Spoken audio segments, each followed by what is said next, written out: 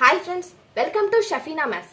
ఈ రోజు వీడియోలో నేను మీకు టైమ్ అండ్ డిస్టెన్స్ చాప్టర్ నుంచి మరికొన్ని డిఫరెంట్ టైప్ ఆఫ్ ప్రాబ్లమ్స్ ని ఎక్స్ప్లెయిన్ చేయబోతున్నాను. ఈ ప్రాబ్లమ్స్ అన్ని కూడా నేను ప్రీవియస్ ఎగ్జామ్ లో వచ్చిన క్వశ్చన్స్ ని తీసుకొని ఎక్స్ప్లెయిన్ చేయడం అయితే జరిగింది. సో మీకు వీడియో అయితే చాలా ఈజీ అవుతుంది. ఎక్కడా స్కిప్ చేయకుండా చూడండి. అండ్ మీకు నా వీడియో నచ్చితే లైక్ చేయడం మర్చిపోవద్దు. ఇది మన ఫస్ట్ ప్రాబ్లం. సో ప్రాబ్లం లో ఏమి ఇచ్చాడో చూద్దాం. The speed of car is 40% more than that of a bus. A train covers 1020 kilometers in 8.5 hours. How much distance will the car covers in 3/4 hours if the speed of bus is half the speed of the train? మనం ఏ problem అయినా solve చేయాలి అంటే మనకి ముందు concept అనేది తెలిసుండాలి. And ఆ ప్రాబ్లంలో మనకి ఏం ఇచ్చాడు అండ్ ఏం కనుక్కోమన్నాడు, వీటి గురించి మనకి క్లారిటీ ఉన్నట్లయితే ఎంత డిఫికల్ట్ ప్రాబ్లం అయినా మనం ఈజీగా సాల్వ్ అనేది చేయొచ్చు. ఈ ప్రాబ్లంలో మనకి కార్ గురించి, బస్ గురించి, ట్రైన్ గురించి ఇచ్చాడు. Car, bus, train. ఈ ప్రాబ్లంలో ఏమంటున్నాడంటే కార్ యొక్క స్పీడ్ బస్ యొక్క స్పీడ్ కంటే 40% ఎక్కువ అన్నాడు. And A train covers 1020 kilometres in 8.5 hours. ఒక ట్రైన్ 1020 కిలోమీటర్స్ ని 8.5 hours లో కవర్ చేస్తుంది అన్నాడు. And next, how much distance will the car covers in 3/4 hours. ఇది మనల్ని కనుక్కోమన్నది అనమాట. If the speed of bus is half the speed of the train.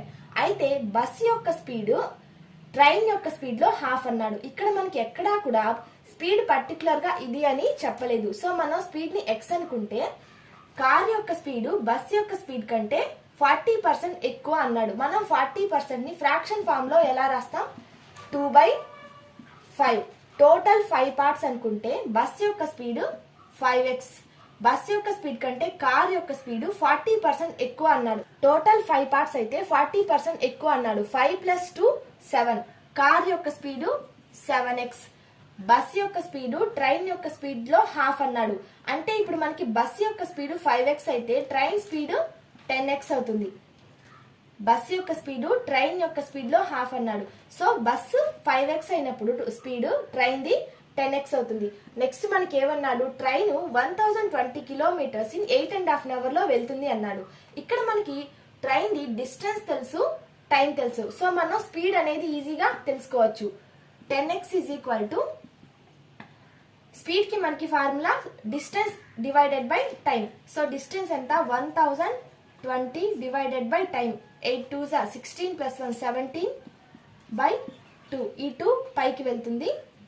1020 divided by 17 into 2. 17 1s 17 60s. 0 ఈ 0 cancel అవుతుంది. That equal to 12. మనకి X value 12 వచ్చింది. So మనం car యొక్క speed ని ఈజీగా తెలుసుకోవచ్చు. Car speed is equal to 7x కాబట్టి 7 into 12 that equal to 84 kilometre per hour. Car యొక్క స్పీడ్ మనకి ఎంత వచ్చింది? 84 కిలోమీటర్ పర్ అవర్. ఇప్పుడు మనకి టైం కూడా తెలుసు, ఆల్రెడీ ప్రాబ్లం లో మెన్షన్ చేశాడు కాబట్టి 3/4. అయితే మన లేం కనుక్కోమన్నాడు, డిస్టెన్స్ కనుక్కోమన్నాడు. Car distance is equal to speed into time. Speed ఎంత? 84 into time.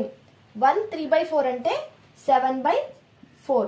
4 1s 4 2s 4 1s that equal to 147 kilometres. Car 147 kilometre distance ని కవర్ చేస్తుంది. ఎంత టైంలో? 3/4 టైంలో. ఇదే కదా మనల్ని కనుక్కోమన్నది. సో ఇలాంటి టైప్ ఆఫ్ ప్రాబ్లమ్స్ వచ్చినప్పుడు మనం ఈ విధంగా సాల్వ్ చేయాలి. ఇప్పుడు మనం నెక్స్ట్ మెథడ్ లోకి వెళ్దాం. ఇది మన నెక్స్ట్ క్వశ్చన్. ప్రాబ్లం లో ఏమిచ్చాడో చూద్దాం. Ramesh drives from his home at a speed of 50 km/h and reaches his college 25 minutes late. The next day he increases his speed by 10 km/h. At he late by 15 minutes. How far is his college from his home? ఈ ప్రాబ్లంలో ఏమంటున్నాడంటే రమేష్ అనే అతను 50 km/h speed తో అతను ఇంటి దగ్గర నుంచి బయలుదేరాడు కాలేజ్ కి. అయితే 25 minutes లేట్ గా వెళ్ళాడనమాట. నెక్స్ట్ డే అతను అతని స్పీడ్ ని 10 km/h ఇంక్రీజ్ చేశాడు. ఇంక్రీజ్ చేసినా కూడా అతను 15 minutes లేట్ గా వెళ్ళాడు కాలేజ్ కి. అయితే అతని కాలేజ్ కి హోమ్ కి మధ్య ఉన్న డిస్టెన్స్ ఎంత అని ఈ ప్రాబ్లం లో మనల్ని కనుక్కోమంటున్నాడు. మనం స్పీడ్స్ చూసుకుంటే ఫస్ట్ 50 km/h తో వెళ్ళాడు అన్నారు. So 50 km. Next 10 km/h increase అయింది అన్నారు. సో 60. ఇక్కడ మనం 0 0. మనకి టైమ్ అండ్ డిస్టెన్స్ లో speed is always inversely proportional to time. Same time కూడా always inversely proportional to speed. మనకి స్పీడ్ అనేది టైం కి ఇన్వర్స్లీ ప్రపోర్షనల్ గా ఉంటుంది. సో స్పీడ్ యొక్క వాల్యూ మనకి రివర్స్ లో టైం యొక్క వాల్యూ రేషియో అవుతుంది. సో స్పీడ్ 5:6 అయినప్పుడు టైం అనేది 6:5 అవుతుంది. ఇప్పుడు మీరు ఇక్కడ మనకి టైం రేషియో అనేది తెలుసు.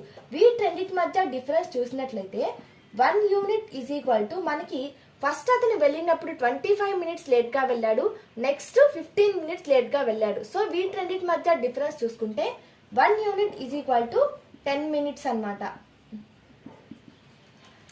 10 minutes 1 unit is equal to 10 minutes. Next మనం డిస్టెన్స్ ఎంత అనేది కనుక్కోవాలి. దానికోసం మనం ఈ రేషియోనైనా యూజ్ చేయొచ్చు లేదా ఈ రేషియోనైనా యూజ్ చేయొచ్చు. మనకి స్పీడ్ అనేది కిలోమీటర్ పర్ అవర్ లో ఉంది కాబట్టి డిస్టెన్స్ అనేది కిలోమీటర్ లో ఉంటుంది. సో మనం అవర్స్ తీసుకోవాలి కాబట్టి మనం సాల్వ్ చేయడానికి ఈజీగా 6 ని తీసుకుందాం. 1 unit is equal to 10 minutes అయినప్పుడు 6 units is equal to 6 into 10 60 అంటే 1 hour. Distance is equal to speed 50 into time అనేది 6 ఇంటూ 10 60 అంటే 1 అవర్ అనమాట. 1 hour that equal to 50 kilometres. The distance between college and home is 50 kilometers. This is the answer. ఇలాంటి type లో వచ్చినప్పుడు మనం ఈ విధంగా సాల్వ్ చేయాలి. మనం నెక్స్ట్ ప్రాబ్లం లోకి వెళ్దాం. ఇది మన నెక్స్ట్ ప్రాబ్లం లో ఏమి ఇచ్చాడో చూద్దాం. If Rama drives his bike at a speed of 24 km per hour, he reaches his office 5 minutes late. If he drives at a speed of 30 km per hour, he reaches his office 4 minutes early. How much time will he take to reach his office at a speed of 27 km per hour? ఈ ప్రాబ్లంలో ఏమి ఇచ్చాడంటే రామ అనే అతను 24 km per hour speed తో office కి వెళ్ళినప్పుడు 5 minutes late గా వెళ్ళాడంట. అయితే అతను 30 km per hour స్పీడ్ తో వెళ్ళినప్పుడు ఆఫీస్ కి 4 మినిట్స్ ఎర్లీగా అంటే తొందరగా వెళ్ళాడనమాట. అయితే how much time will he take to reach his office at a speed of 27 kilometers per hour? అతను 27 కిలోమీటర్ పర్ అవర్ తో వెళ్ళినట్లయితే స్పీడ్ తో అతను ఎంత టైంలో ఆఫీస్ కి వెళ్ళుంటాడు ఇన్ మినిట్స్ లో మనల్ని కనుక్కొని చెప్పమన్నాడు. ఫస్ట్ మనం స్పీడ్ చూసుకుంటే ఫస్ట్ 24 కిలోమీటర్ పర్ అవర్ అన్నాడు, నెక్స్ట్ 30 కిలోమీటర్ పర్ అవర్ అన్నాడు. ఇప్పుడు మనం వీటి రేషియో చూసుకుంటే 3 8s 3 10s 2 4s 2 5s. So speed యొక్క రేషియో మనకి ఎంత వచ్చింది?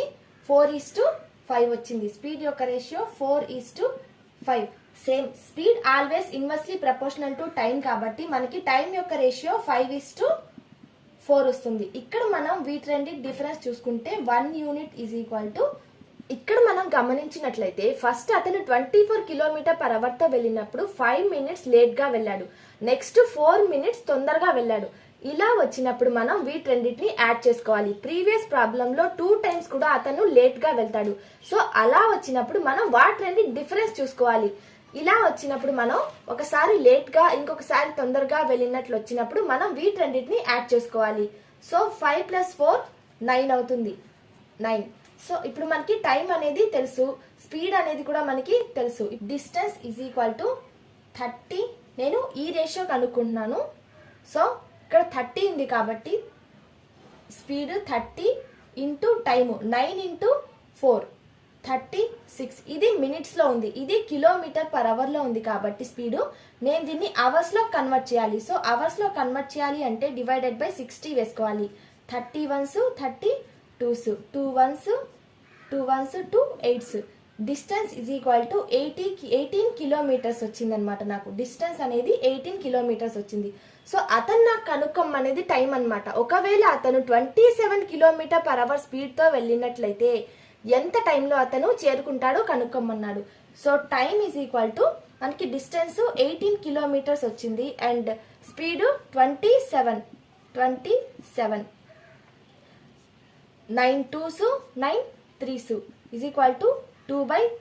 ఇది అవర్స్ లో ఉంది. ఇక్కడ 18 కిలోమీటర్స్ 27 కిలోమీటర్ పర్ అవర్ కాబట్టి మనకి టైం కూడా అవర్స్ లో వచ్చింది. బట్ ఇక్కడ మనకి పర్టికులర్ గా మెన్షన్ చేశారు ఇన్ మినిట్స్.